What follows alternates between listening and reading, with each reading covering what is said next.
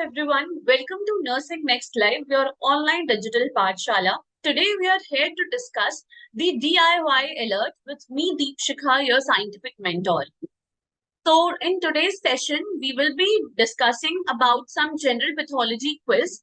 As you can see in the diagram given below, this quiz is related to general pathology terminology. So मैं कुछ terms पूछूंगी, कुछ conditions पूछूंगी, जो कि यूजुअली पैथोलॉजी में या फिर कभी भी आप अपनी नर्सिंग पोस्टिंग में जाते हो या फिर कुछ भी और पढ़ाई करते हो, तो वहां पर ये टर्म्स जो हैं वो बार बार रिपीटेडली आएंगे. So we'll start with the quiz. Question number 1. A disease that arises from the activity of the physician. That activity can be treatment, procedure or any error.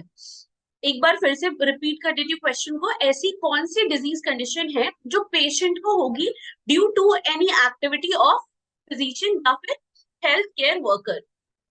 तो क्या वो एडवर्स इवेंट होगा, idiopathic होगा, iatrogenic होगा या फिर malpractice होगा. This question is little bit tricky, so I want you all to go back and read the definition of all these four terms that has been mentioned in the options. So the correct option is iatrogenic. Coming to question number 2, tendencies that promote the development of disease are referred as. What are the tendencies that promote the development of diseases?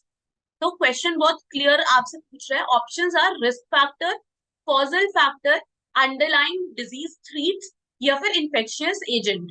क्या लगता है आपको, क्या होगा answer? Just जो भी आपको answer लग रहा है, put down your answer in the comment section so that हमें भी पता चले कि आप लोग के रिस्पॉन्सेज क्या है, because these questions are little bit confusing. तो it is very it will be very interactive. अगर आप लोग भी अपनी क्वेरीज पूछे, अपने ऑप्शंस कमेंट सेक्शन में लिखिए ताकि हमें भी पता चले.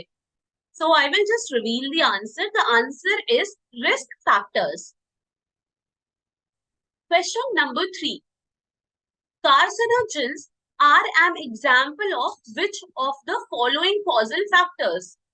अब पर्टिकुलरली इस क्वेश्चन में आपसे पूछा है, देखो दो टर्म्स इंट्रोड्यूस किए इस क्वेश्चन में. एक तो कार्सिनोजेंस क्या होता है और दूसरा कॉजल फैक्टर्स क्या होता है.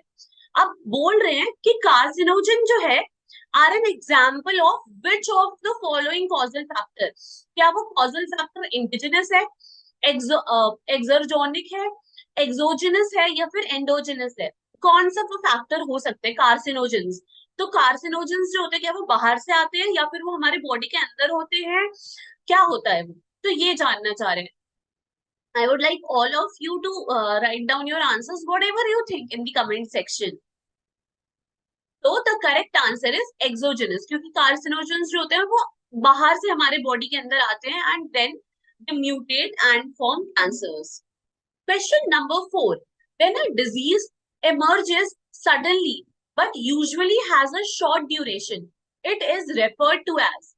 कोई डिजीज जो कि हुआ हो बट उसका जो ड्यूरेशन है वो शॉर्ट है, तो उस डिजीज कंडीशन को क्या बोलेंगे? क्रॉनिक, अक्यूट, इन्फेक्शियस या फिर कम्युनिकेबल? क्या बोलेंगे इन चारों में से? जो भी आपको लगता है अपने आंसर को कमेंट सेक्शन में पुट डाउन कीजिए. Okay, so the correct answer is acute. Last question. What is the period of time between the initial exposure and the appearance of clinical signs of the disease condition? ये बहुत important question है pathology में, medical surgical nursing में, nursing foundation में, even community health nursing में. ये question हम repeatedly देखने वाले हैं, not in first year, second year, third year, fourth year, हर जगह ये क्वेश्चन पूछा जाएगा. नॉर्सेट का भी one of the favourite question है ये.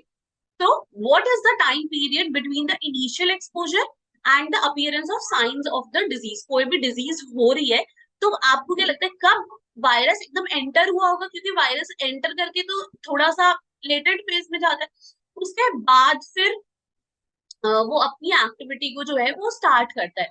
तो पॉइंट जब इन्फेक्शन का इनिशियल एक्सपोजर हुआ होगा till the first sign or symptoms आए होंगे. So is it called latent stage, clinical stage, subclinical stage और prodromal stage? क्या लगता है, क्या है आंसर?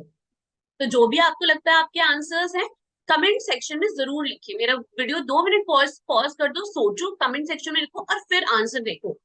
तो the correct answer is latent stage. Okay, so I hope this video would be helpful for you all. You all are enjoying watching my videos. अगर आप लोगों को लगता है कि कुछ टॉपिक है या फिर कुछ ऐसी चीज है जिस पर आप वीडियो चाहते हो, let me know in the comment section. I would be really happy to make it for you, and happy learning to you all. Thank you.